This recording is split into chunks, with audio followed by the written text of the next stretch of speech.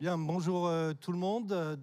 Nous allons démarrer ces journées de lancement du PEPR IA avec le plaisir de pouvoir accueillir Madame la ministre de l'Éducation supérieure et de la Recherche, Sylvie Retailleau, qui interviendra à la fin de la matinée.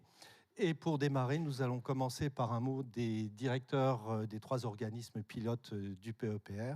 Et je commence par Madame Julie Galland, directrice de la recherche technologique et qui représente François Jacques, administrateur général du CEA. Bonjour. Bonjour, merci beaucoup. Je ne serai pas longue. D'abord, je vous prie d'excuser François Jacques qui n'a pas pu se rendre disponible aujourd'hui. Je remercie bien sûr Madame la Ministre de sa présence au nom de l'ensemble des équipes ici. Aussi les élus qui se sont rendus disponibles et Monsieur le Préfet.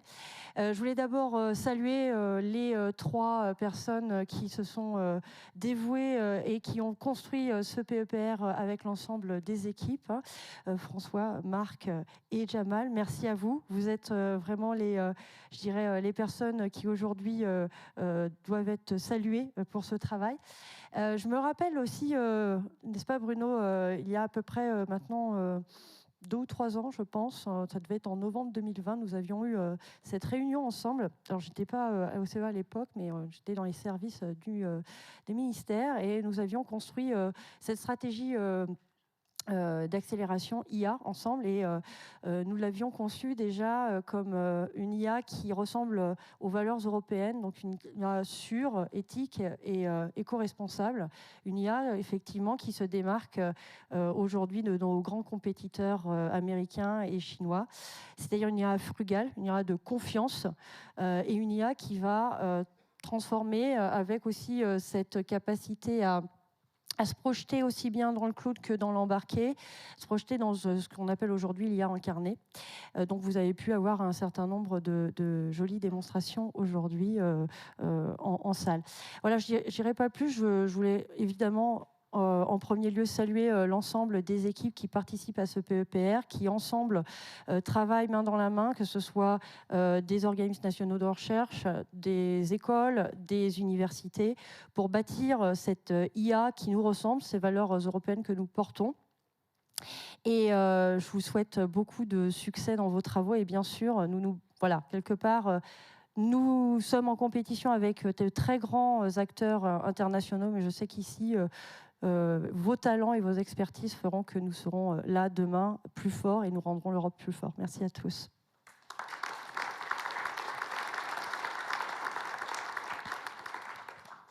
Bien, donc maintenant nous allons donner la parole à Monsieur Alain Schul, directeur général délégué de la science pour le CNRS. Donc je vous passe le micro.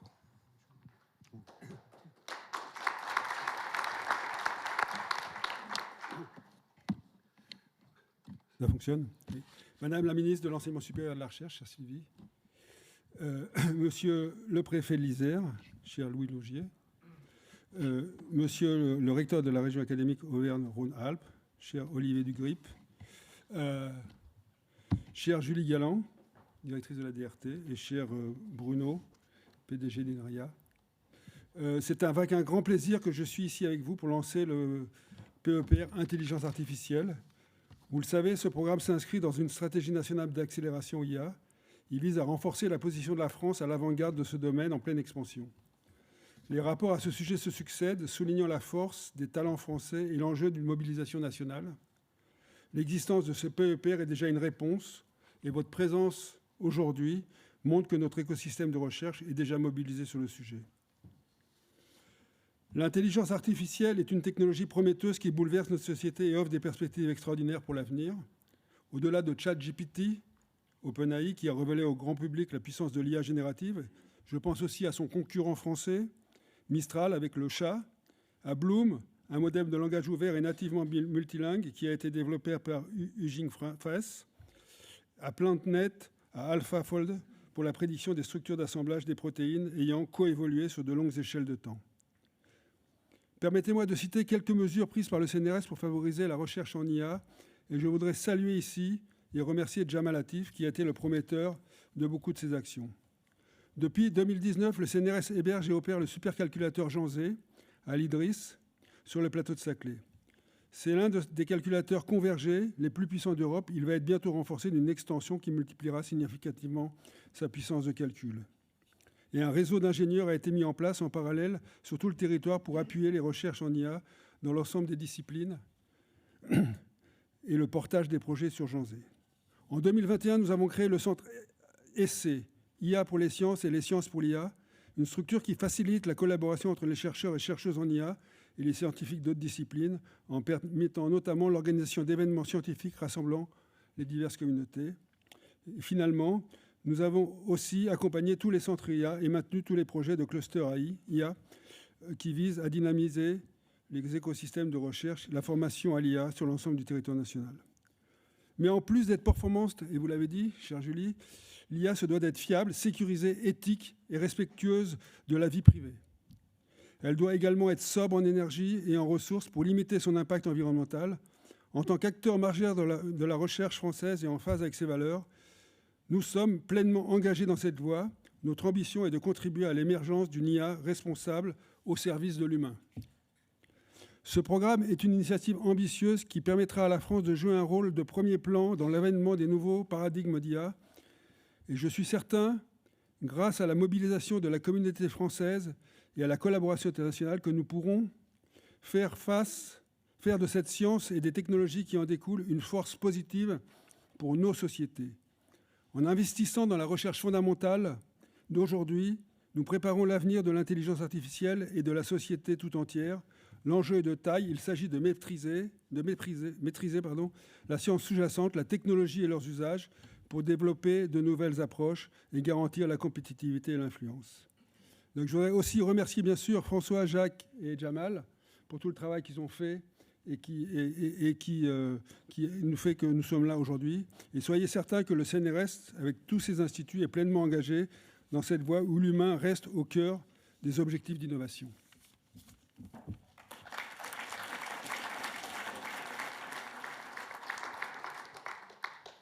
Bien, donc merci. Donc nous allons maintenant passer au mot d'introduction de Bruno Sportis, président directeur général de l'INRIA. Je vous laisse la parole.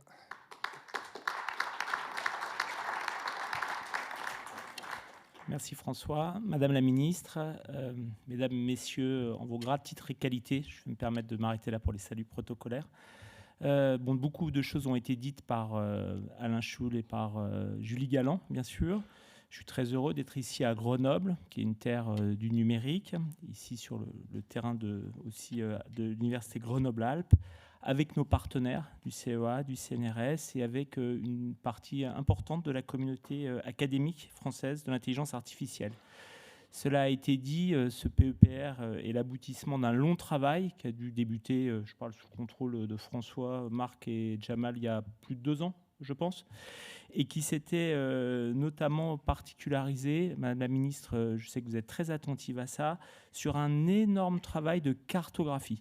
Je pense que parmi les PEPR où on a appris au fur et à mesure en marchant, pour une large part, ce PEPR, en tout cas dans le champ que je connais, dans le numérique, a été vraiment remarquable en matière de cartographie. Il y a eu un petit comité d'experts qui vous a, petit par la taille, qui vous a accompagné. Je pense qu'aussi il faut remercier ses collègues qui ont beaucoup bossé dans la phase amont pour faire remonter l'ensemble, enfin, avoir une vision de la cartographie pour une large part par le bottom-up. Voilà. Il y a eu plus de 200 projets, je crois, qui avaient été identifiés. Puis après, il y a eu un travail de filtre dans le cadre d'une vision stratégique des priorités. Et je sais que ce travail de cartographie est très important. On a appris en marchant et ça trace la voie vis-à-vis de ce que l'on doit être capable de faire dans les mois et années qui viennent. Ça a été dit par Alain, je crois. Ce PEPR s'inscrit dans le cadre d'une stratégie française pour l'intelligence artificielle qui a notamment débuté au printemps 2018 avec le lancement par le président de la République de la stratégie française dans l'IA, ce qui a donné lieu à des initiatives comme les 3IA. Et donc je salue ici la dynamique du 3IA grenoblois, dont je ne me risquerai pas à prononcer le nom parce que j'y suis jamais arrivé, Eric. les initiatives portées par l'Agence nationale de la recherche, les initiatives pour renforcer les capacités de calcul publiques, tu l'as mentionné Alain, et beaucoup d'autres initiatives avec d'abord un focus sur l'humain, c'était le titre de cette stratégie française, qui a été remise à jour, tu l'as évoqué Julie, dans d'autres fonctions, en 2021, avec cette fois-ci, moi je le résume comme ça, un accent sur la base de cette première étape plus fort sur la problématique de la souveraineté numérique et de l'impact sur le tissu industriel et économique français. Et donc c'était assez logique que dans ce cheminement, sur plusieurs années, il y a un moment, au moment où se mettaient en place des programmes prioritaires de recherche, un PEPR dédié à l'intelligence artificielle. Assez logiquement, ces sujets font partie des programmes des priorités des agences de programme qui s'intéressent au numérique. Je pense bien sûr à l'agence de programme dédiée au numérique au sens des logiciels, des algorithmes, des usages que porte INRIA pour le compte d'une dynamique collective et dont je salue la directrice, Sophie Proust. Mais bien entendu aussi, on l'a bien vu avec les démonstrations tout à l'heure, qui étaient très fortement axées sur ce sujet, en lien aussi étroit avec l'agence de programme que porte le commissariat à l'énergie atomique, chère Julie. Et puis de toute manière, il y a des actions complémentaires à construire pour continuer sur l'intelligence artificielle, tellement ça devient structurant pour la recherche, pour l'innovation, pour l'ensemble de notre société. Et c'est ce qu'on va essayer de faire à travers l'agence de programme dans le cadre d'une vision collective, notamment avec les universités et l'ensemble de l'écosystème de l'intelligence artificielle. Je veux terminer par une remarque plus générale qui est liée justement parce qu'il y a ce caractère structurant et très diffusant de l'intelligence artificielle. Je veux terminer par une remarque sur le positionnement de la recherche publique dans cette dynamique de l'intelligence artificielle. Il y a quelques mois, il y a un an, il y a beaucoup de collègues de la communauté académique qui sont présents dans la salle, qui connaissent cet article. D'ailleurs, certains nous l'ont pointé. Il y a un article qui est sorti et qui est disponible sur le web, qui, en bon français, est intitulé « Choose Your Weapon, Survival Strategies for Depressed », déprimés, AI Academics.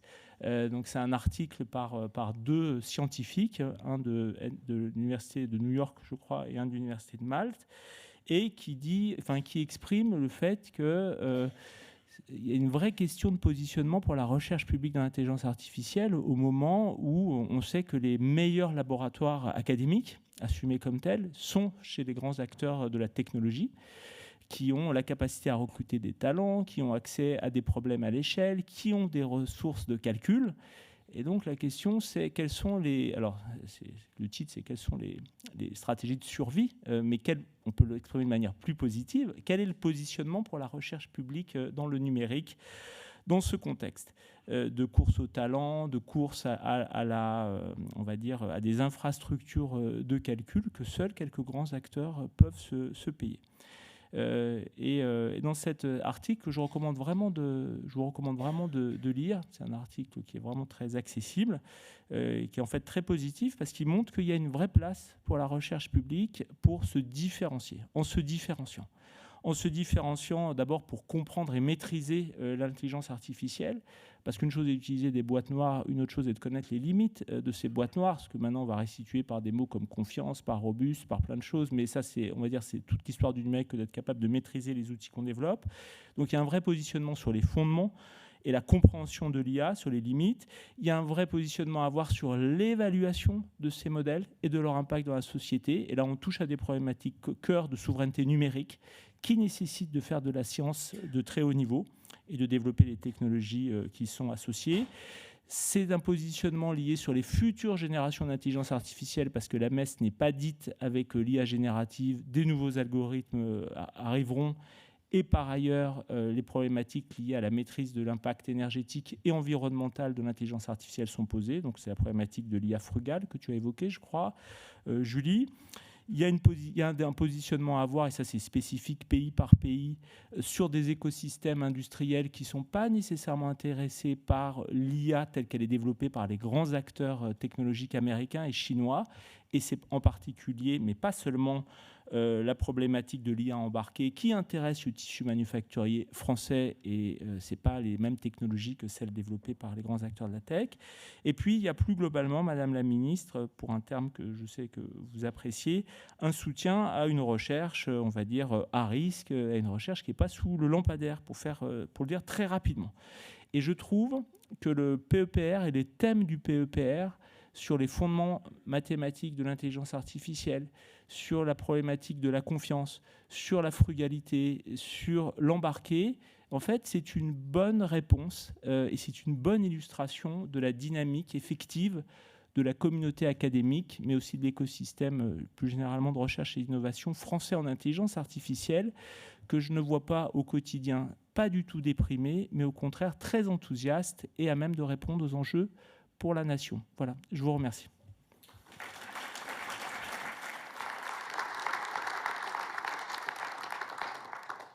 Bien, pour suivre, on va avoir une intervention de Monsieur Bruno Bonnel, directeur du SGPI, qui intervient par vidéo parce qu'il ne pouvait pas être présent aujourd'hui. Donc, pour lancer la vidéo, non. Bonjour à tous, je suis sincèrement désolé de ne pas être avec vous aujourd'hui, mais je tenais à vous adresser quelques mots. D'abord, pour vous remercier l'ensemble des chercheurs pour ce travail exceptionnel qui a commencé avec le programme de recherche IA et qui se prolonge aujourd'hui avec ce PEPR doté de 73 millions d'euros pour justement aller explorer encore plus loin les méandres de cette intelligence artificielle. Alors, pourquoi faut-il continuer à le faire? Pourquoi faut-il investir dans la recherche fondamentale? On y a d'abord pour vous. Pour vous, parce que nous avons la chance dans notre pays d'avoir des chercheurs d'exception, des gens qui, depuis des années, réfléchissent sur ces logiques et qui nous permettent justement de briller. Nous sommes la nation qui déposons actuellement le plus de publications, en tout cas qui est parmi les plus grandes nations en publication sur l'IA à ce jour. Et il faut véritablement continuer à réfléchir dans les fondamentaux pour autre chose, c'est aller vers le transfert de technologies de l'IA vers des applications, vers des usages. Donc la science fondamentale est un élément déterminant de la connaissance dans ce domaine. La deuxième chose, sur ce PEPR, qu'est-ce qu'il en est? Quelle est son essence? Je le résumerai en deux mots. D'un côté, la confiance, d'autre côté, une source de liberté, si je peux m'exprimer ainsi. À savoir qu'en créant une dynamique interdisciplinaire autour de ce PEPR, qu'est-ce que nous souhaitons faire? Nous souhaitons que l'État puisse à la fois orienter, mais véritablement faire confiance à tous ces chercheurs pour qu'ils travaillent ensemble dans une direction qui leur semble la plus appropriée. Alors, ceci dans différents types d'IA, l'IA embarquée, l'IA frugale, l'IA décentralisée, l'IA de confiance, mais également dans la mathématique qui sous-tend l'IA. Et c'est pour ça que je parlais de à la fois orienter, donner quelques grandes directions, mais surtout faire confiance, parce qu'on rentre dans des zones d'expertise dans lesquelles la complexité va nécessiter l'association de tous ces chercheurs pour le bien de tous. Ensuite, il est logique, quand on parle de réfléchir fondamentalement dans un domaine comme l'IA, de déclencher un PEPR. Pourquoi est-ce aussi logique? Parce qu'il y a derrière l'IA des questionnements qui sont fondamentaux par essence. Le premier, c'est celui sur l'intelligence. Un questionnement sur la notion même de l'intelligence. Qu'est-ce que c'est? Comment est-ce que ça se détermine? Et là, je pense qu'il y a beaucoup de travaux de modélisation qui seront nécessaires en interdisciplinarité pour comprendre les subtilités aussi bien mathématiques, mais peut-être sociologiques également. Le deuxième, c'est que le rythme de l'IA est un rythme effréné. Nous avons une cavalcade d'informations chaque jour, de nouveautés chaque jour, et donc une réactivité est absolument nécessaire. C'est pour ça qu'on ne peut pas piloter ça simplement dans un grand plan. Il faut avoir un cap, il faut avoir une orientation générale, il faut faire confiance aux gens qui sont sur le terrain pour véritablement trouver les nouvelles solutions à ces nouveaux problèmes qui arrivent en séquence et en permanence. Enfin, on ne peut pas nier que l'IA a aujourd'hui, on le sent, on le voit dans les messages grand public, on le voit également dans la subtilité du quotidien, un impact systémique sur notre société. L'impact systémique, et même, j'allais presque dire, civilisationnel. C'est-à-dire qu'aujourd'hui, des grands questionnements s'interrogent. Comment l'IA va effectivement bouleverser suffisamment le monde pour qu'on se pose des questions sur l'emploi, sur les mécanismes de production, demain sur la manière d'apprendre, la manière de transmettre la connaissance. Donc je pense que fondamentalement, nous aurons besoin d'avoir des chercheurs qui véritablement, à la racine même de l'IA, commencent à réfléchir à tous ces problèmes. Alors, en conclusion, je dirais simplement une seule chose. L'IA doit être un territoire d'union. L'union de forces académiques, j'en ai déjà beaucoup parlé avec les chercheurs, et puis de forces industrielles. L'union de deux mondes, l'un de la réflexion, l'autre de l'action, de l'usage, de l'application, qui nous permettront justement de comprendre que finalement, au lieu d'avoir peur de cette IA, maîtrisons-la. Au lieu de craindre les conséquences de ces bouleversements, anticipons-les et soyons un petit peu comme des surfeurs sur la vague. Ne laissons pas partir la vague de l'IA pour la rater. Ne soyons pas trop tôt sur la vague pour pas qu'elle nous casse le dos, mais au contraire, surfons sur cette vague de l'intelligence artificielle qui, nous savons, va probablement changer notre monde, mais le changer en conscience, le changer en connaissance, le changer justement sans une crainte immodérée du progrès et en dosant nos efforts grâce aux travail fondamentaux des chercheurs pour que les usages soient les plus adéquats possibles. Donc voilà, je pense que si nous restons justement fondamentalement fidèles à nos valeurs sur l'IA, fidèles à une éthique, fidèles au respect finalement de l'intelligence humaine face à cette intelligence artificielle, eh bien la France a un grand avenir dans l'IA et donc je suis très très fier de participer avec ce PEPR, avec vous tous, au développement de cette intelligence artificielle à la française.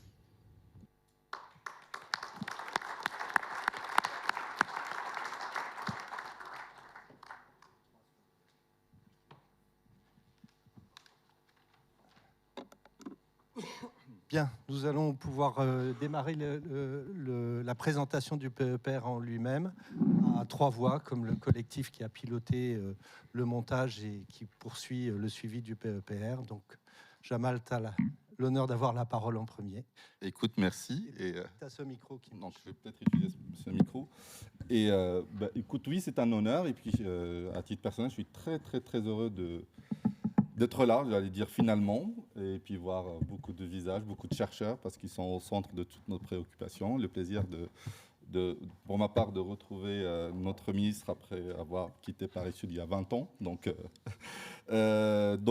voilà, et puis on va vous conter un peu l'histoire de ce PEPR, depuis les premières, on va dire, sueur qu'on a eu à la réception de la lettre d'émission et surtout du délai qui nous a été laissé. Après l'avoir attendu presque pendant 2 ans, on a eu 2 mois pour sonder la communauté, faire face à un objet que l'on ne connaissait pas, les PEPR. On a une lettre de mission, mais après, nous, on voulait avoir une certaine éthique de travail, sonder la communauté, et à partir de ce sondage de la communauté, le plus large possible, faire des mariages forcés, arrangés, heureux, finalement.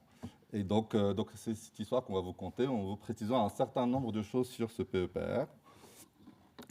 Donc, ça, c'est une slide qui nous a été fournie il y a très longtemps. Elle n'est certainement pas à jour, mais juste pour vous montrer la place du PEPR dans une stratégie d'accélération. Ça a été dit, hein, donc la stratégie française en IA, elle date du rapport Villani, mais je pense un peu avant par Francia à la fin de la mandature Hollande.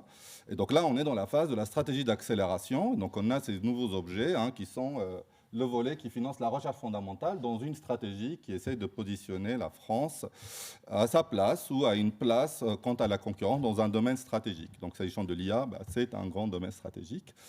Et donc, parmi un ensemble d'actions, nous, on a eu le droit à 73 millions d'euros pour faire de la recherche fondamentale.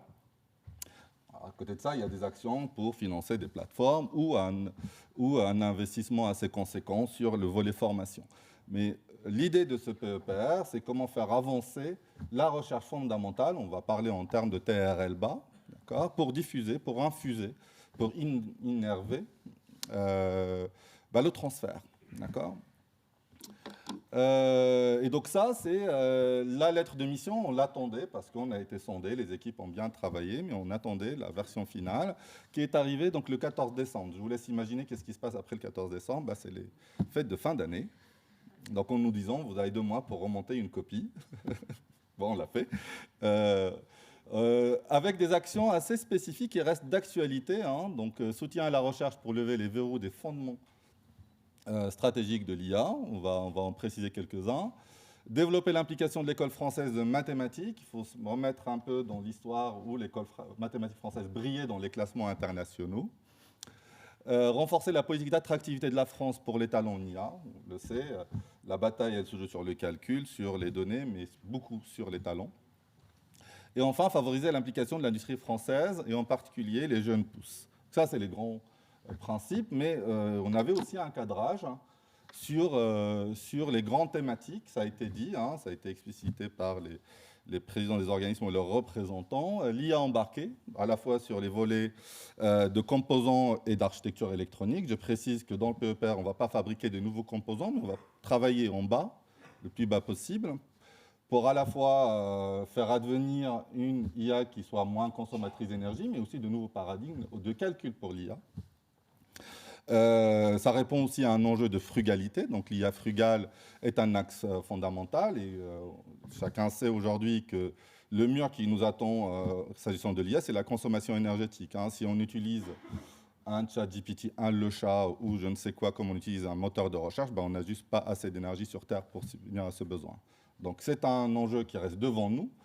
Et l'IA décentralisée, ça répond aussi à la fois aux enjeux de frugalité mais de confiance. Si on fait du calcul sur place, ben on transmet moins l'information, donc les risques d'attaque sont moindres, même si on va voir que ça soulève de nouveaux risques, de nouvelles attaques. Et donc on a une action spécifique sur l'IA décentralisée dans le PEPR. Et il y a tout ce qu'on appelle autour de l'IA de confiance. C'est un vocable un peu mouvant, mais on a essayé de le préciser scientifiquement. Donc ça, il s'agira principalement des questions de robustesse, d'explicabilité, mais aussi d'aller au-delà des corrélations, hein, on va le voir, en essayant de recouvrir des questions de causalité. Mais aussi comment se prémunir face à des nouveaux risques cyber. Et enfin, il y avait une volonté d'une action autour des fondements mathématiques de l'IA. Donc l'IA se base sur des mathématiques, de l'algorithmique, de l'informatique, mais aussi d'autres sciences.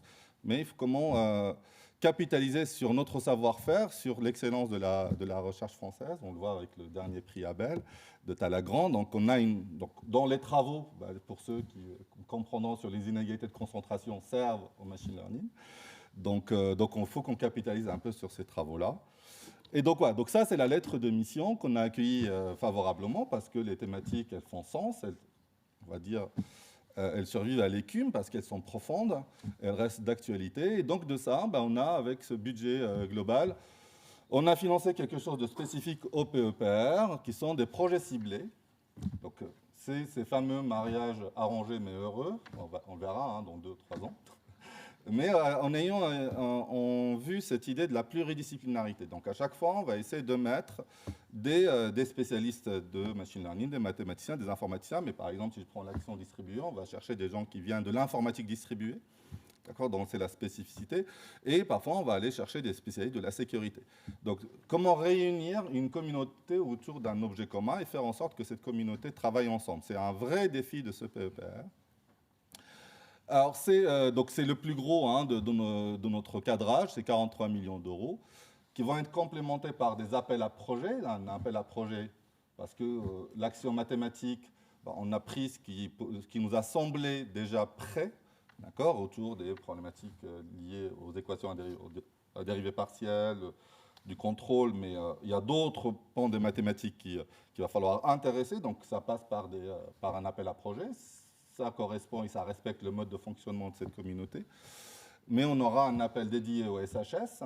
En particulier, on voit bien que l'IA générative pose beaucoup de problèmes. Et l'idée, ce n'est pas juste de traiter ces problèmes-là de façon post-hoc, mais comment les intégrer par conception, de façon ad hoc. Donc comment, là encore, mettre autour de projets collaboratifs des spécialistes de l'économie, de la sociologie, des politistes, mais aussi des informaticiens, pour que tout ça délivre ce que l'on attend, c'est-à-dire de la bonne recherche. Et il y aura d'autres appels à projets sur des thématiques qui vont émerger. L'IA va vite, on le sait, ce qui aujourd'hui fait la une et mobilise la communauté. Peut-être que demain, il y a d'autres thématiques. Il faut qu'on soit prêt pour accompagner de nouvelles tendances si on arrive à les détecter assez tôt. Et enfin, il y a, je l'ai dit, la bataille se joue beaucoup sur les talents.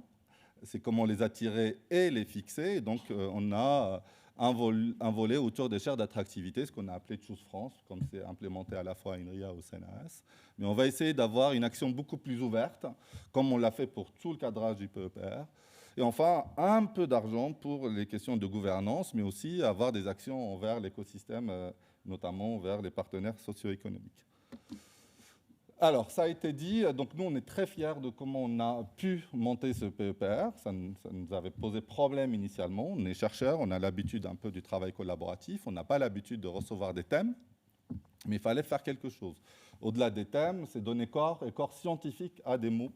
Quand on parle d'IA décentralisée, quels sont les vrais verrous scientifiques? Quand on parle de confiance, quels sont les vrais verrous scientifiques?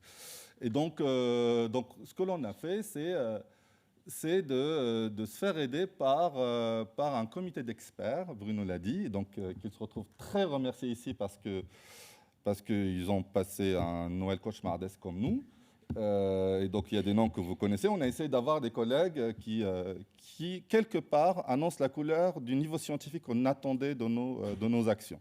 Donc, pour la communauté, on a sollicité Francis Bach, qui est dernier membre de l'Académie des sciences, Gabriel Perret, médaille d'argent du CNRS, des collègues spécialistes de l'embarqué, Yann O'Connor, ou des méthodes bas niveau, ou de la vision et des aspects multimédia, Frédéric Petro et Patrick Said. À la fois, on a essayé d'avoir une expertise scientifique du plus haut niveau, mais aussi des gens qui puissent connaître leur communauté. D'accord ? Et donc, tout en faisant de ce PEPR, non pas l'objet de 3 organismes, mais l'objet d'une communauté. Ça faisait partie un peu, on va dire, en bon français, de nos guiding principles. Et donc, on a essayé de s'y tenir, avec l'idée de consulter le plus largement possible la communauté. Alors, pour consulter largement la communauté, on avait déjà des instruments qui existent, soit des 3IA, soit des candidats 3IA qui avaient fait le travail sur le terrain et avaient structuré une communauté, soit des fédérations, je pense à Lyon. Et donc, on est passé par, dire les corps intermédiaires, mais en tout cas des représentants intermédiaires, en leur demandant de nous faire remonter de façon très courte pour chaque chercheur des idées scientifiques et les personnes avec qui ils se voyaient ou elles se voyaient travailler dans notre communauté. Donc, on a reçu 256, me semble, 250 contributions avec beaucoup de redondance qu'on a filtrées. Donc, c'est le travail avec le comité. Et on a fait ça pas en un seul coup. C'est que quand on a fait ce travail, avant d'envoyer ça au comité scientifique et technique, on a fait un travail de peer review. Ça veut dire quelque part, quand les collègues ils ont rédigé leurs propositions, on a relu ça avec les comités, comme un comité éditorial, et on est revenu vers eux pour qu'ils revoient leur copie. Donc ça a été un travail de co-construction avec la communauté. Alors je ne veux pas recommencer ça tous les jours, mais ça a ses vertus, d'accord ? À la fois un accompagnement et non pas une évaluation, d'accord ? Donc quelque part, il y a des choses à apprendre de cette façon de faire. Et donc tout ça a été présenté, le cadrage global au CSTP avant d'envoyer les projets à l'ANR. Et donc, nous, notre honte, c'est d'avoir des copies de l'ANR qui nous reviennent en disant c'est pas bon, ça n'a pas été le cas. Donc voilà, donc il en a résulté 9 projets de recherche ciblée, fondamentale, multi-équipe mais multidiscipline. Et donc tout ça va aboutir à un co-encadrement massif des recherches. En fait, on est là aussi pour créer une communauté, faire grandir la communauté, ça passe par la formation, par la recherche, donc les doctorantes et les doctorants. Et donc, parmi les actions de préparation à la valorisation, parce que c'est aussi dans le PEPR, c'est comment on identifie des fournitures logicielles, des stacks logiciels, mais aussi des plateformes d'intégration des résultats. Voilà, donc ça, c'est juste une image qui est trop complexe pour la détailler, mais juste pour vous montrer qu'on est presque à un graphe parfait entre disciplines. Donc ça montre un peu la pluridisciplinarité. Et pour parler en jargonologie de l'ESR, ça couvre du 26, du 27, du 61, du 63 jusqu'au 65. Ça veut dire, en gros, des mathématiques appliquées, des mathématiques fonda appliquées jusqu'au traitement de signal, voire même les composants matériels. Donc l'idée, c'est comment arriver à faire travailler toutes ces communautés. De ce que je sais, c'est que les travaux ont commencé et c'est de bon augure. Voilà. Donc là, vous avez la répartition à l'échelle du territoire. C'est aussi un PEPR qui couvre plus largement le territoire. Ça montre aussi qu'on a des compétences partout. Et sur le camembert, le nombre de contributeurs qu'on a au sein de ce PEPR. Donc on voit que les universités, parce qu'elles sont la plus représentée, fournissent le plus grand des chercheurs. Voilà, donc moi je m'arrête là et je passe la parole à François qui complétera mon propos. Bien.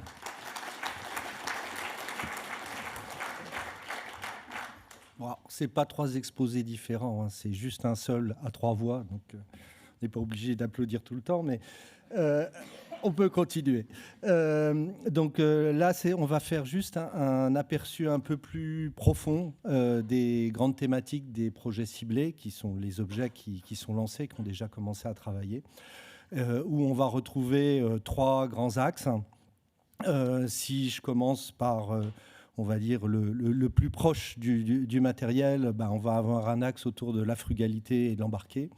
Ensuite, en parallèle de cet axe-là, on a toute la problématique de confiance qui regroupe aussi un certain nombre de projets. Et puis, pour alimenter en innovation algorithmique, en compréhension des mécanismes et des phénomènes, bien sûr, l'axe sur les fondements mathématiques qui fait l'objet déjà d'un gros projet du PEPR, en gros au moins en termes de nombre d'équipes qui sont impliquées dans ce projet. Donc si on regarde un petit peu plus en détail, donc, sans aller dans un descriptif trop technique, sur le volet embarqué, donc en fait l'idée c'est d'être capable d'accélérer le passage du cloud à l'embarqué, ce qui veut dire réduire, enfin avec notamment comme ambition et effet de bord attendu, la réduction des flots de communication, la réduction de la consommation énergétique, et puis le renforcement de la confidentialité, puisque si les données sont traitées là où elles sont produites et ne circulent pas partout, on sent bien qu'on va quand même être un petit peu plus à l'aise sur cette notion de partage de données auprès de grands acteurs qui monopolisent tout. Derrière, ça décline l'enjeu sur 3 niveaux. Donc, je vais commencer par le niveau le plus proche de la technologie, donc, qui est essayer de faire émerger de nouveaux modèles de calcul, de les intégrer en fait dans la manière de faire les systèmes à base d'apprentissage et d'avoir des modèles de calcul qui sont inspirés et qui sont fortement liés au fonctionnement de la physique, donc de l'électronique de fond. Parce que c'est quand même, quelque part, il y a une intuition.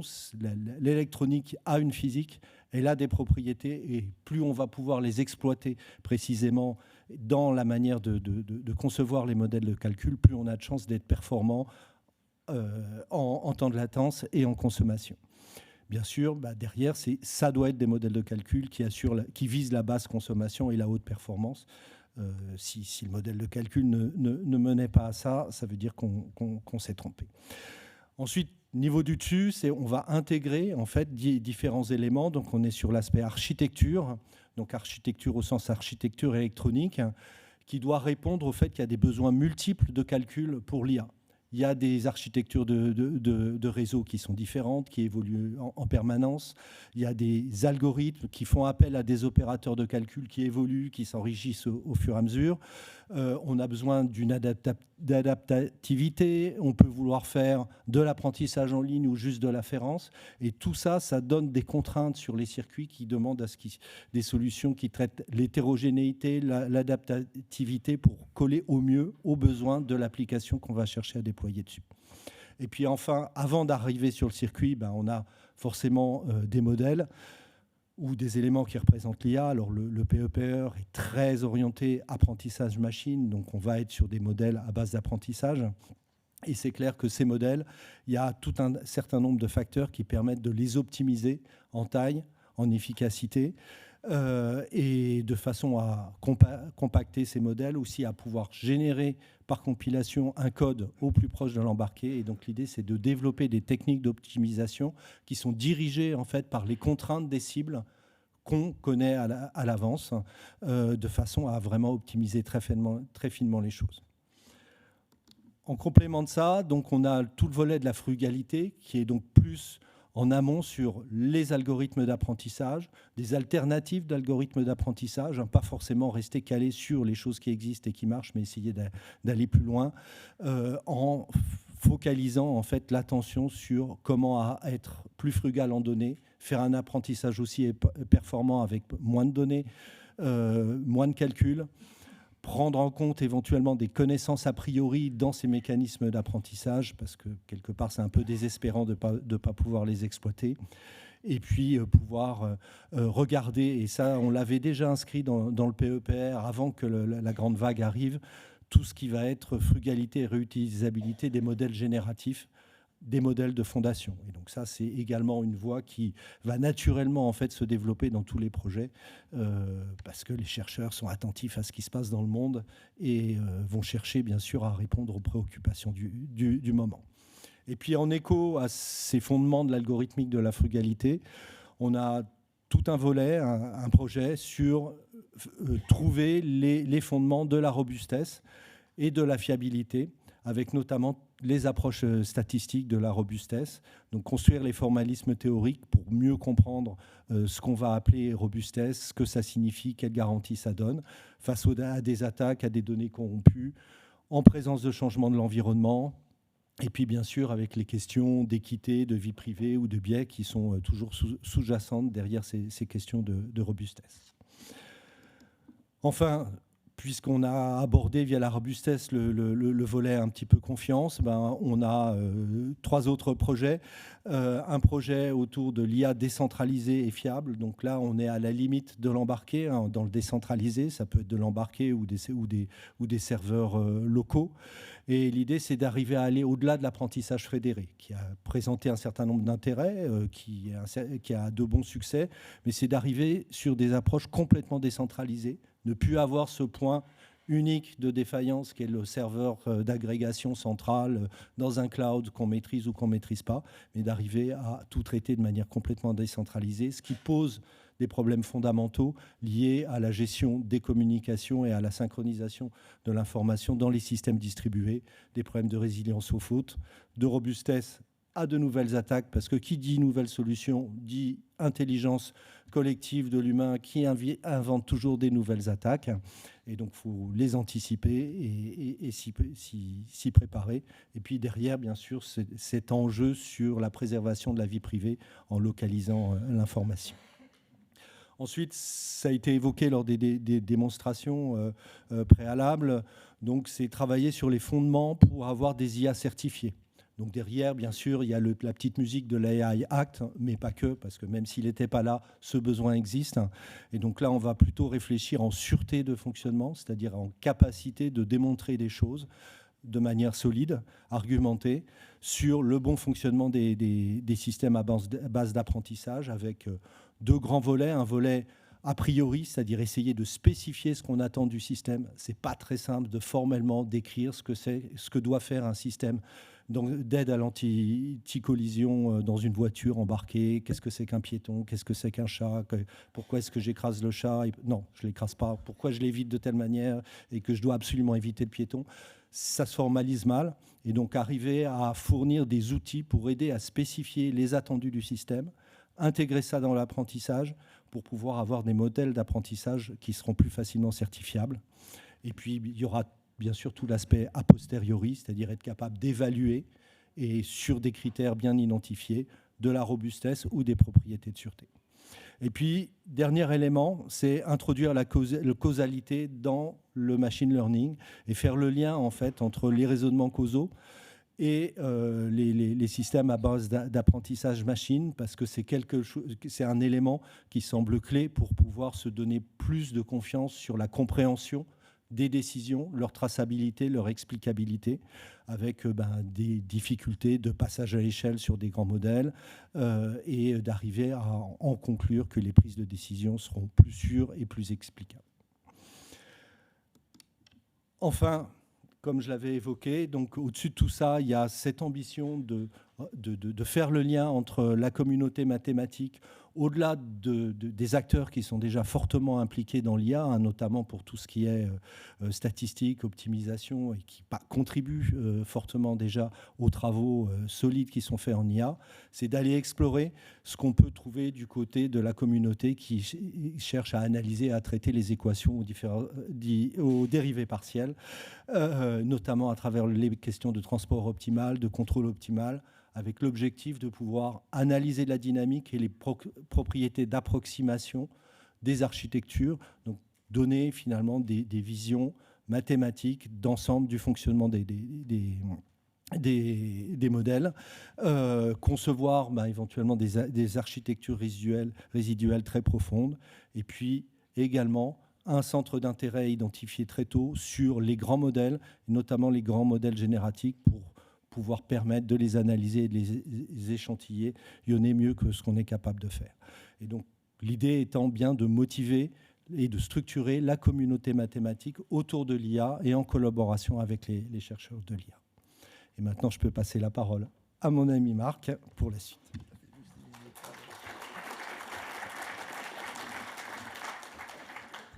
Bonjour à tous. Moi, je vais vous parler des autres instruments qu'on met en œuvre dans ce PEPR. Évidemment, les projets ciblés, c'est la part du lion, comme vous l'avez vu. Mais il y a d'autres actions dont a parlé déjà Jamal. Et la première, ce sont les chaires d'attractivité. Les chaires d'attractivité viennent en prolongement des actions Choose France, qui avaient été initiées il y a 2-3 ans au moins, pour le CNRS et l'INRIA. Il s'agit d'attirer et de retenir les meilleurs talents en IA en France. Donc le CNRS et l'INRIA ont une certaine expérience là-dessus, et c'est pour cela que ce qui a été prévu dans ce PEPR, c'est que la moitié du budget serait dédié à des chaires mises à la disposition donc du CEA, de CNRS et d'INRIA, des organismes pilotes, et l'autre moitié serait des chaires d'attractivité dites ouvertes, pour lesquelles il y aura des appels réguliers. Et le premier va sortir incessamment sous peu, avec mise en place d'un comité de recherche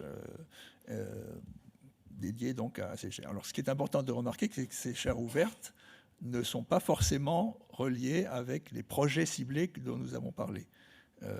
Elles peuvent l'être, bien entendu, mais elles ne sont pas forcément reliées. N'importe quel institut français de recherche publique peut proposer une chaire ouverte avec donc un candidat connu, reconnu, mais qui peut être jeune ou moins jeune. Tous les types de chaires sont envisagés. Et donc, sachant que le candidat bénéficiera, outre d'un salaire, qu'on espère conséquent, d'un environnement qui lui permettra de créer une petite équipe en 4 ou 5 ans. Voilà, donc l'idée, c'est vraiment de mettre en œuvre toute la communauté IA française pour attirer les meilleurs talents ou éviter qu'ils s'en aillent, comme ça a été évoqué au début de la matinée. Et alors, pour aider un peu à ça au niveau logistique, il y aura un welcome desk qui sera mis en place pour aider à la venue en France d'honorables étrangers, éventuellement de leurs familles, etc. Donc ça, c'est la première action. Et la deuxième action, qui a aussi été évoquée par Jamal, c'est les appels à projets. Donc on n'a pas prétendu tout couvrir malgré la consultation la plus étendue possible à laquelle nous avons procédé, qu'a rappelé Jamal. Et en particulier au niveau des fondements mathématiques, ce qu'il faut voir, c'est qu'on essaye de toucher des équipes qui, a priori, ne font pas d'IA. D'accord, l'école mathématique française est rayonnante, mais beaucoup ne font pas encore d'IA.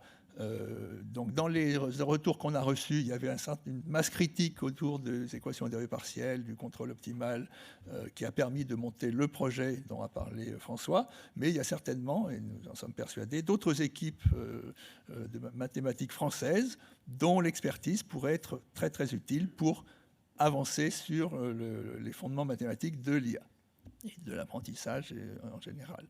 Et alors on peut citer, évidemment, pour tout ce qui est IA générative, qui, je le rappelle, n'était pas aussi proéminente quand on a reçu la lettre de mission, mais il y a aussi toutes les méthodes géométriques, etc., donc, qui constituent les thématiques que nous ciblons dans cet appel, mais il y a aussi toute autre thématique qui pourrait surgir et qui aurait un consortium suffisant. Et la deuxième volet qui est aussi en cours de rédaction, donc, c'est les SHS, sciences humaines et sociales, dont également a parlé Jamal. Là aussi, l'impact des modèles génératifs sur la société, ça sera une des thématiques. Mais c'est aussi l'impact de l'IA en général sur l'organisation de la société, sur le travail, les problèmes d'équité et d'éthique, tout ce qui est enjeux environnementaux, etc. Donc, bien entendu, nous devons rester adaptatifs, comme l'a rappelé Bruno Model tout à l'heure, et il y aura d'autres appels qui suivront et dont les thèmes seront définis en collaboration avec la stratégie nationale le comité scientifique et toute la communauté. Alors justement, qu'est-ce que c'est que ce comité scientifique et la stratégie nationale? Voici un schéma dont je vais rapidement parcourir, parlant de la gouvernance du PEPR. Au centre du dispositif, donc le comité de pilotage. Donc le comité de pilotage, essentiellement, ce sont Jamal, François et moi pour l'instant, donc les 3 Sherpas. Alors il paraît qu'après l'inauguration du PEPR, nous ne sommes plus des Sherpas, mais nous sommes des directeurs du PEPR. Donc voilà, ce sera les 3 directeurs du PEPR, mais qui seront responsables devant le comité exécutif, qui est constitué des 3 présidents, directeurs généraux ou directeurs généraux des instituts, donc CEA, CNRS et INRIA, ou leurs représentants. Et pour tout ce qui est des décisions cruciales, stratégiques ou budgétaires, donc, ou en cas de non-consensus au sein du comité de pilotage, ce qui était extrêmement rare pour l'instant, sera tranché par le comité exécutif. Il y a le conseil scientifique dont Jamal vous a déjà parlé et que je remercierai jamais assez ici, qu'on continuera à solliciter, par exemple pour les appels, etc. Il y a le bras armé du comité de pilotage, qui est le secrétariat général, constitué de représentants des 3 instituts aussi, donc sous a priori la responsabilité de l'organisme coordinateur qui, en l'occurrence, est INRIA, et qui sera en lien très fort alors, avec l'ANR d'un côté et la stratégie nationale, et d'autre part avec tous les projets et les chaires, donc au sein d'un comité des projets et des chaires. Et puis, il y aura un comité scientifique international pour aider en particulier à la revue des projets et des chaires, et également un comité consultatif étendu ou élargi qui sera constitué de toutes les instances existantes actuellement dans le paysage et l'écosystème de l'IA française. Donc, il y aura une évaluation annuelle des projets et des chaires. Je vous passe sur les standards qui sont tout à fait standards, si je puis dire, tout à fait classiques à l'ANR, juste pour signaler, donc, ce sont les standards classiques, les critères classiques, pardon, auxquels pour les PEPR s'ajoutent les transferts à la maturation, prématuration. Alors, l'insertion dans l'écosystème. Une des tâches aussi du PEPR, c'est vraiment de fédérer cette communauté, y compris en y ajoutant les disciplines ou les équipes qui ne sont pas a priori dans la communauté IA, dont il a été question au niveau de la multidisciplinarité. Et donc nous nous baserons sur les structures existantes dont j'ai parlé dans le comité consultatif étendu, les 3 IA, les futurs clusters, tous les réseaux de recherche qui existent déjà, bien entendu la plateforme SNIA, Confiance.ai, DeepGreen et Scikit-Learn, et les ateliers, groupes de travail communs qui auront lieu autour de ces acteurs. Il y aura des journées annuelles du PEPR-IA, donc à venir prochainement. Bien, donc il y aura aussi implication de tous les écosystèmes socio-économiques, en particulier donc, pour faire aller quand ça se justifie, faire aller les projets vers des opérations de prématuration et maturation. Nous avons déjà commencé les discussions avec des clubs de SAT comme MSNA, IA. Donc des mises en place d'un club de partenaires industriels, des challenges sur des jeux de données, car nous savons tous que les challenges en IA sont un moteur essentiel en attendant les résultats théoriques de progrès des algorithmes. Et puis donc des journées de travail régulières avec les partenaires industriels. Donc la maturation pour les technologies de rupture, dans les cas où ça s'appliquera, il y aura donc des logiciels de démonstration, mais ça c'est livré à la liberté de chaque projet. Des plateformes ouvertes dont j'ai déjà parlé, comme Confiance.ai et DeepGreen. Les bibliothèques, autant que possible, seront mises à la disposition de la communauté en open source et pourront éventuellement s'intégrer à des projets, par exemple, en embarqué. Et toutes les briques des systèmes distribués résilients seront aussi mis dans les plateformes existantes d'apprentissage fédératif. Donc, l'ouverture sera totale vers les acteurs privés ou publics, avec des ateliers qui seront évidemment, qu'il est difficile de définir précisément aujourd'hui, qui seront dépendants des résultats obtenus. Et donc, pour terminer, et encore, je reprends les mots de Bruno Honel, le paysage est changeant, est très fortement changeant, très dynamique, et le PEPR, malgré la lettre au-delà de la lettre de mission qui la cadrait plus ou moins fortement, doit être capable de s'adapter, parce que la lettre de mission, c'était à l'instant T. Par exemple, il n'y avait pas, on en a déjà parlé, il n'y avait pas les modèles génératifs du tout dans la lettre de mission. Ils sont sortis à peu près en même temps, si je puis dire, enfin sortis du cercle des chercheurs qui étaient évidemment au courant depuis un bon moment. Il y a eu l'AI Act, dont a déjà parlé François, et en fait, déjà qui lui aussi est arrivé après le début de l'instruction. Et déjà, dans certains des projets, il est question, dans tout ce qu'il y a de confiance, d'un rapport avec l'AI Act. Et bien entendu, il faudra étendre ça à l'IA générative, puisqu'elle ne rentre pas tout à fait, ou alors il faut chausse-pied dans l'AI Act. Il y a aussi un plan pour les calculs pour l'IA et l'IA embarquée. Donc là aussi, ça tombe vraiment très bien avec tous les projets concernant l'IA embarquée qui sont déjà là dans les projets ciblés. Et puis enfin, l'IA générative, donc, qui est en fait déjà explicitement dans le projet Sharp et PDEAI prise en compte, les grandes dimensions et la frugalité pour l'IA générative qui, comme l'a rappelé Jamal, est totalement indispensable si on veut que ça se généralise. Et puis donc, j'en ai parlé un petit peu, les appels à projets aussi parleront d'IA générative. Il y aura d'autres thèmes qui émergeront. L'IA générative, ce n'est pas la fin de l'histoire de l'IA. Donc il faut être capable de les identifier, de lancer des appels à projets et de lancer des études là-dessus, quelque chose qui est indispensable dans ce paysage. Voilà, donc pour résumer, le PEPR-IA, c'est vraiment pour essayer de lever les verrous, et en particulier les verrous fondamentaux pour mettre la France au premier plan sur frugalité embarquée, confiance distribuée, fondement mathématique, en particulier attirer des équipes mathématiques qui ne savent pas encore qu'ils vont faire de l'IA bientôt. Voilà. Je voudrais terminer par 3 mots peut-être plus personnels. D'abord, j'ai été très ravi de la manière dont nous avons travaillé tous les trois. C'était vraiment en toute confiance, en toute transparence et dans la joie et la bonne humeur. Et donc ça, je remercie mes 2 collègues pour ça. Deuxièmement, je vais parler de Sherpa qui devient directeur. Je ne me sens pas trop l'âme d'un directeur. Donc il est temps pour moi de laisser un peu la place à des plus jeunes. Il se trouve que je suis atteint par la limite d'âge, la date de péremption étant en mai. Et donc c'est Kartik Alahari qui va me remplacer à la fois comme adjoint directeur scientifique INRIA et donc ayant en charge le PEPR. Voilà. Et puis le dernier mot, il a été question de l'attraction des talents et de la place de la recherche publique, en particulier par Bruno ici. Alors par rapport à Bruno, donc, je souscris entièrement à ce qu'il a dit, et pas seulement parce que c'est mon PDG. Par rapport à Bruno, je voudrais ajouter un point peut-être, un atout de la recherche publique, c'est le fait que dans la recherche publique, il y a toutes les disciplines, ce que n'ont pas les high-tech et les GAFA. Et ça, c'est aussi un atout dont il faut savoir utiliser. En particulier, tous les projets dont on va travailler sont multidisciplinaires et c'est vraiment dans cette voie-là qu'il faut aller. Et le deuxième point sur la recherche publique, c'est que bon, on va essayer d'attirer les talents avec les chaires, etc.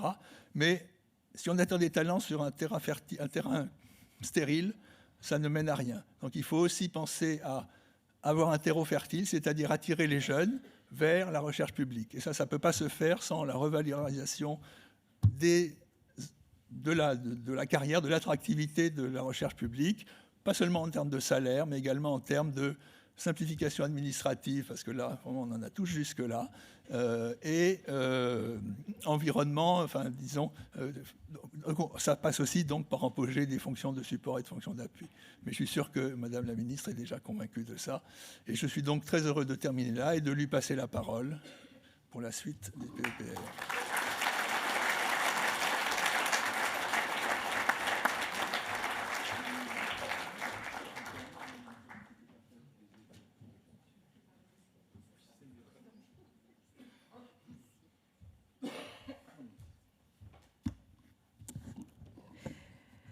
Monsieur le préfet, monsieur le sénateur, cher Didier, monsieur le vice-président du conseil départemental, pardon, monsieur le vice-président de Grenoble-Alpes Métropole, monsieur le recteur, cher Olivier, monsieur le recteur, puisque madame la rectrice est partie, donc monsieur le recteur délégué à l'ESRI, cher Gabriele, monsieur le directeur général de l'INRIA, cher Bruno, mesdames et messieurs les représentants des organismes, chère Julie, cher Alain, mesdames et messieurs, chers collègues, et je voudrais aussi saluer, je ne sais pas où il est, l'Université Grenoble. Voilà, je cherchais, mais j'ai les lumières, donc je ne voyais pas bien les visages.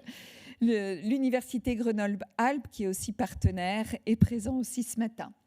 Mesdames et messieurs, chers collègues, alors c'est peu dire, comme ça a été dit déjà plusieurs fois, que nous sommes, et je suis avec vous très heureuse d'être là aujourd'hui pour ce lancement officiel, puisque comme on l'a vu, c'est heureusement, bien heureusement lancé depuis un certain temps au niveau des programmes, mais de ce PEPR, Programme de recherche et équipement consacré à cette intelligence artificielle.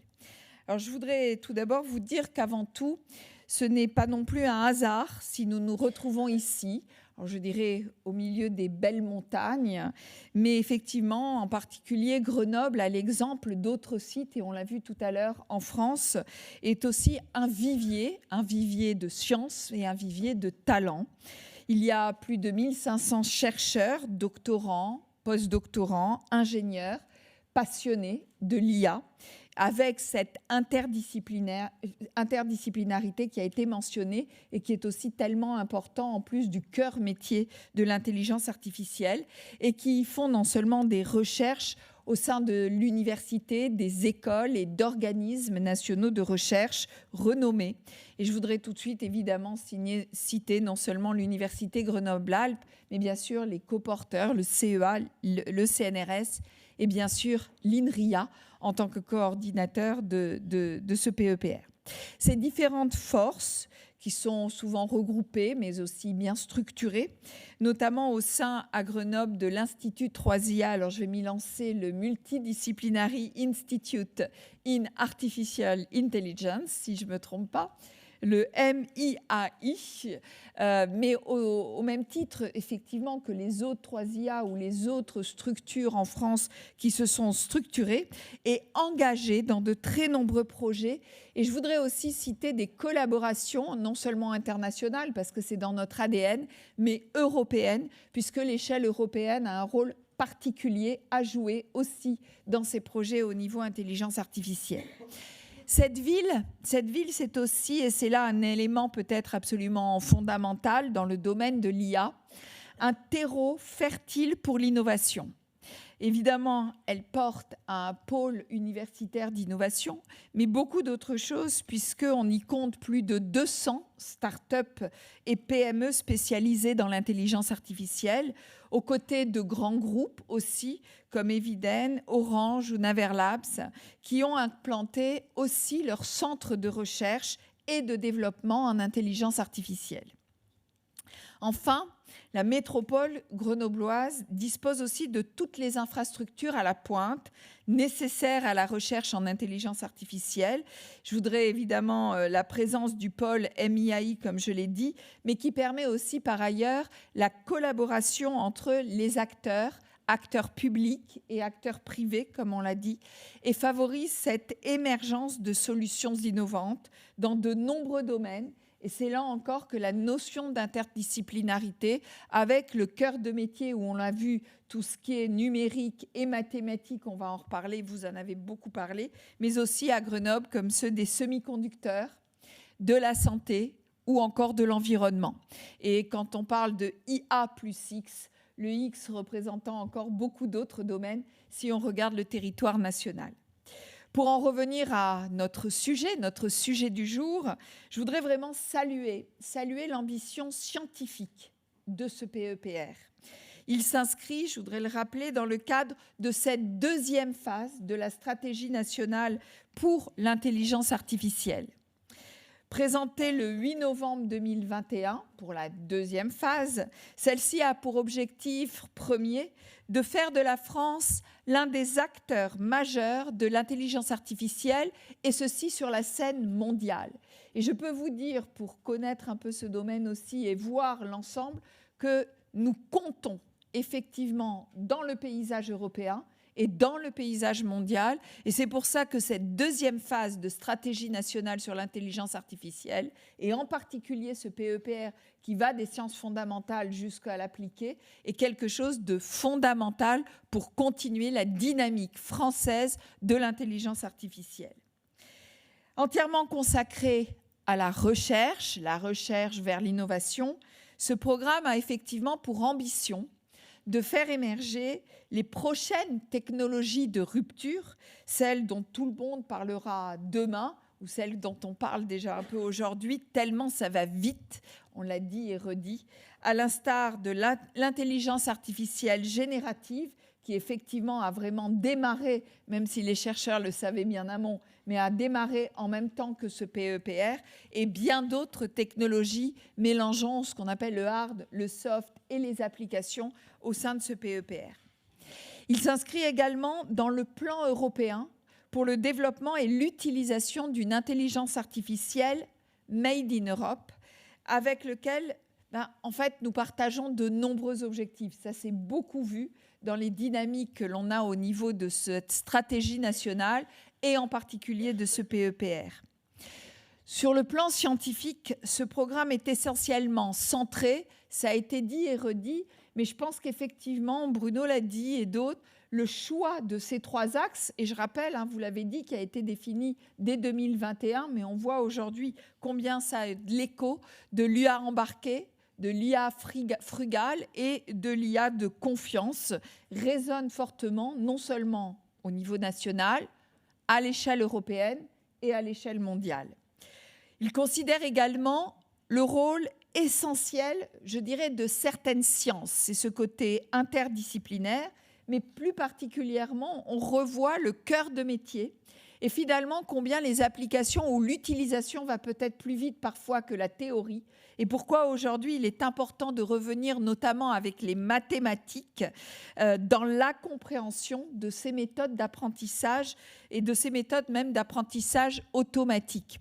On l'a vu, il faut revenir sur ce cœur de métier et c'est un des axes importants des PEPR et finalement de l'importance de la recherche fondamentale, de ce processus, pas toujours linéaire, bien fort heureusement, mais qui parfois redemande de revenir au fondamental, et là en particulier avec l'utilisation et les communautés des mathématiques et de l'informatique. La théorie est en effet aujourd'hui peut-être un peu légèrement en retard sur la pratique. On l'a vu dans plusieurs technologies et dans celle-ci aussi. Et le manque d'explications mathématiques constitue aujourd'hui un frein au développement de cette intelligence artificielle, bien identifiée par les experts du domaine. Et je ne doute pas que vous allez y revenir largement durant ces 2 jours.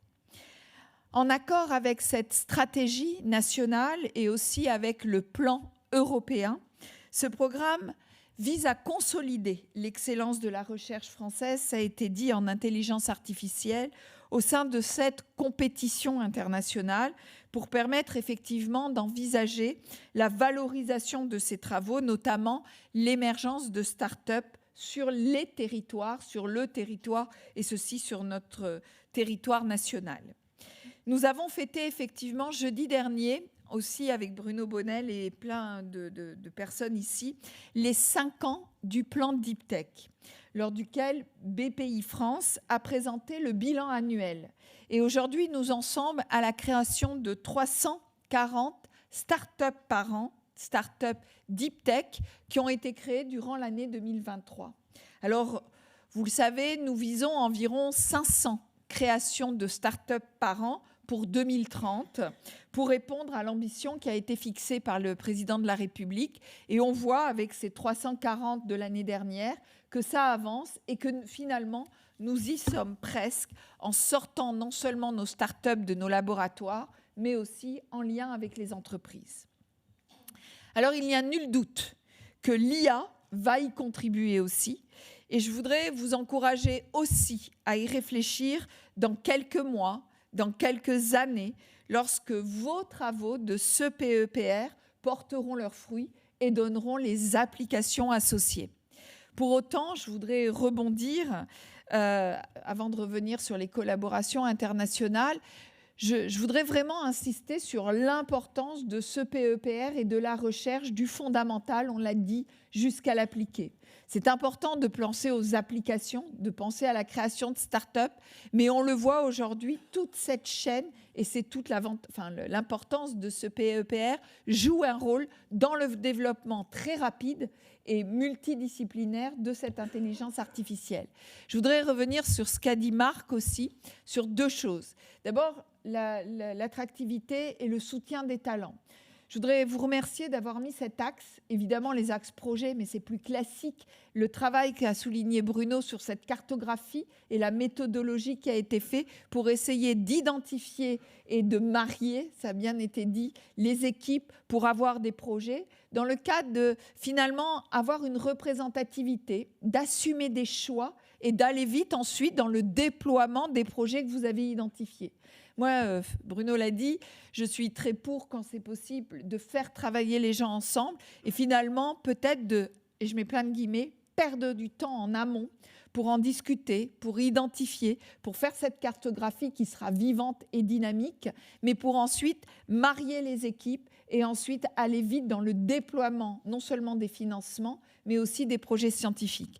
Je pense que quand c'est possible, pour identifier en amont ces projets, que ce soit des projets fondamentaux qui viennent du bottom-up ou du top-down, parce qu'on a parfois besoin du dirigé, je pense qu'il faut qu'on expérimente, et c'est tout là, je dirais, le déploiement de ces agences de programme basées sur ces méthodes, de mettre tous les acteurs autour de la table, de jouer équipe France, d'avoir une cartographie qui n'est peut-être pas obligatoirement à l'instant T exhaustive, mais représentative, et je différencie bien les deux, pour aller en dynamique ensemble et de déployer rapidement, finalement, à la fois les politiques publiques, mais aussi ce qui remonte de l'expertise scientifique des territoires. Et je pense que c'est vraiment l'interaction dans ces 2 sens de dialogue qui doit marcher, qui va, parce que je suis optimiste, marcher autour des agences de programme, à la fois pour anticiper, développer type des PEPR plus fondamentaux, et à la fois pour faire du dirigé, parce qu'on a besoin de répondre vite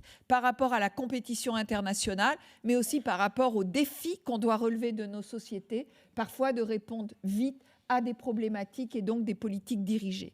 Et je pense que c'est vraiment l'ensemble des deux qui va pouvoir marcher avec vous tous autour de la table dans les années qui viennent. Et votre méthodologie que vous avez exposée, que vous avez résumée aussi au niveau des 3 organismes, est bien représentative de ce qu'on veut faire et finalement, et ça a été dit à la fin, d'une certaine dynamique de projet. Oui, il y a une lettre de mission. Oui, il y a un cadre, parce qu'on ne peut pas travailler sans cadre et qu'on ne peut pas travailler sans vision et sans plan. Mais à la fois, vu la vitesse où ça bouge, vu la vitesse où ça bouge au national et à l'international, il faut avoir cette souplesse. Et oui, ce PEPR, comme d'autres projets, doivent pouvoir, je le confirme, s'adapter en dynamique au cours des années. Et c'est à vous de nous le faire remonter et de pouvoir arrêter les projets qui finalement ne marchent pas, mais on a pris le risque, on a essayé, on a testé, ou alors se diriger vers d'autres projets. Et cette souplesse, il va falloir la travailler. Le deuxième volet, c'est l'attractivité. Merci de l'avoir mis. Je pense qu'effectivement, en particulier dans l'intelligence artificielle, c'est un volet qu'il faut absolument développer. Je pense que les PEPR sont un bon cadre et peut-être se servir, c'est une somme de mémoire 13 millions sur les 73 qui a été affectée, qui a été dédiée à la partie attractivité.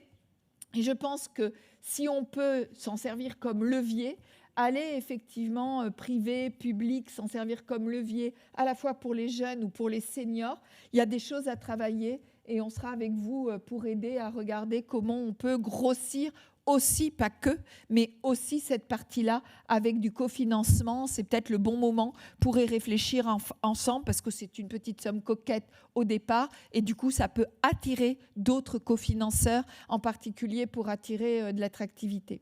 Et je voulais finir par... Enfin, j'ai encore la conclusion, mais là, c'est du hors-piste. Vous l'avez remarqué. Mais c'est toujours le meilleur, le hors-piste. Donc, je voulais rebondir sur ce qu'a dit Marc sur la partie simplification. Oui, j'en suis plus que consciente. Donc, on a lancé un grand projet, enfin en tout cas les travaux d'Hercule, avec vous tous sur la simplification, aussi bien au niveau, j'en parlerai encore demain, national que local, avec 17 sites, vous êtes tous embarqués là-dedans. Et il faut, enfin c'est l'Arlésienne, hein, à chaque fois qu'on veut simplifier, en général on complexifie, on en est tous conscients, on connaît tous, moi ça fait 30 ans que je fais des groupes de travail sur la simplification, sur le logiciel magique qui fait papa, maman et le café, enfin on a tous fait les groupes. Donc j'en suis consciente à la fois du challenge, de la nécessité et de la difficulté, parce que de bonne foi, et toujours en voulant faire bien, souvent en simplifiant, on complexifie. Donc là, il va falloir, dans tous les différents programmes que l'on a et projets de l'évolution du paysage de la recherche, faire passer le terme simplification en priorité des priorités, quitte à pas faire ou faire autrement le reste. Donc voilà, c'est pour moi la priorité des priorités. Ça fait plusieurs mois qu'on y travaille, à savoir avec les organismes et France Université, à savoir par quel bout on le prend, comment on s'organise. Là, on l'a lancé avec 17 sites expérimentaux en y mettant de l'organisation, des moyens et au niveau national aussi les organismes sur du déploiement national. Voilà, donc j'espère qu'on va y arriver, mais on est tous hyper motivés. Et si on devait mettre une priorité, non pas 1 ou 2, mais 0, c'est celle-là. Donc je suis d'accord. Et en même temps, effectivement, quand on aura simplifié et lisibilité, fait évoluer le programme, continuer à mettre les moyens qui vont avec pour avoir cette évolution. Donc Marc, je l'ai entendu et je suis complètement d'accord.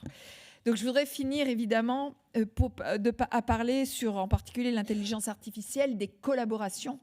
Collaboration, évidemment, entre vous, mais ça, c'est le PEPR, c'est tout le travail que vous faites pour mettre les gens autour de la table et passer à l'échelle et profiter des compétences de tous les organismes, universités et surtout les chercheurs et les laboratoires, mais aussi les collaborations internationales, qui est un atout évidemment précieux, pour effectivement, on l'a dit, attirer les talents du monde entier, mais aussi dire que dans ce cadre, plusieurs accords sont déjà prévus et je voudrais vraiment dire que tout ceci vient compléter aussi, parce que quand on veut attirer les talents, il y a aussi qu'on veut les former.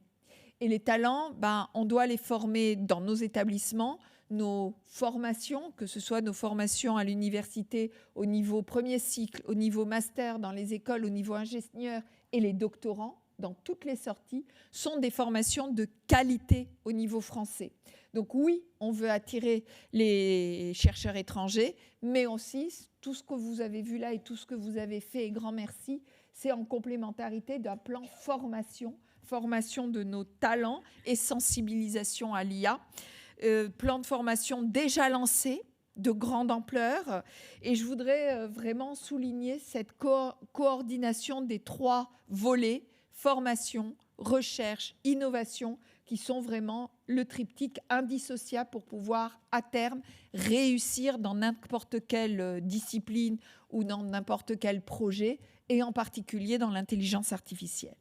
Pour finir, je voudrais vraiment vous remercier les coordinateurs, les 3 ONR, l'INRIA, en pilote de l'agence aussi de programme avec le CEA, autre agence de programme, Hard et Soft, si je devais résumer, évidemment avec le CNRS, en coordination, et bien sûr les 3 directeurs exécutifs. On a franchi le cap, on l'a lancé, du PEPRIA, Marc pour l'INRIA, François au CEA, et bien sûr Jamal au CNRS. J'étais ravie de vous retrouver aujourd'hui, tous les 3, et de voir combien ce projet est magnifiquement porté. Alors l'IA se trouve effectivement, vous le savez aujourd'hui, au cœur d'une véritable révolution de priorité de nombreux pays où la recherche scientifique doit absolument fournir les solutions, assurant à la France, bien sûr, une place de choix sur cette scène mondiale et sur la scène européenne, avec d'autres pays d'Europe avec lesquels nous devons vraiment collaborer fortement et avoir absolument cette vision européenne dans un cadre effectivement de l'IA Act, mais dans un cadre éthique qui soit effectivement respectueux de nos valeurs, de nos principes, mais aussi de notre environnement et de nos libertés. Et je pense que c'est absolument possible avec l'IA de montrer que ce n'est pas contradictoire, mais que grâce à vous, cette intelligence artificielle va aider à résoudre bien des défis et des enjeux futurs et actuels, et le résoudre dans ce cadre-là, cadre que nous aurons, dans lequel nous contribuerons à l'échelle européenne. Je vous remercie.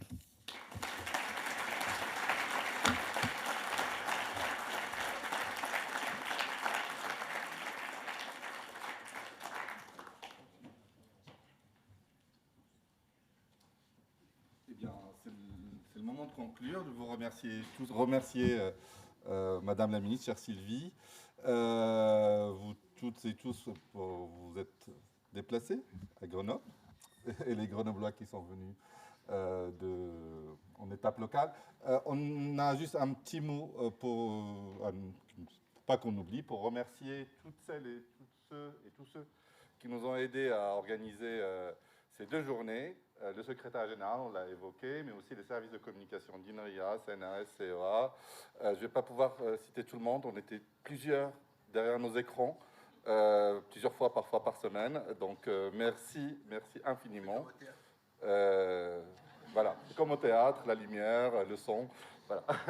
Merci infiniment. Et moi, je tiens quand même, encore une fois, à dire un grand merci à Marc pour tout ce qu'il a fait pour ce PEPR, mais plus globalement pour notre communauté, donc moi, à titre personnel. Donc,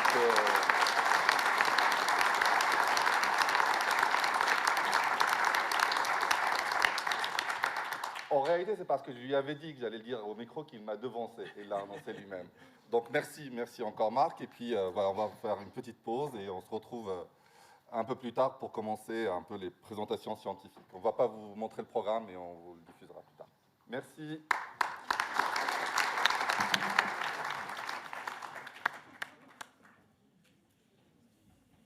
C'est bon ?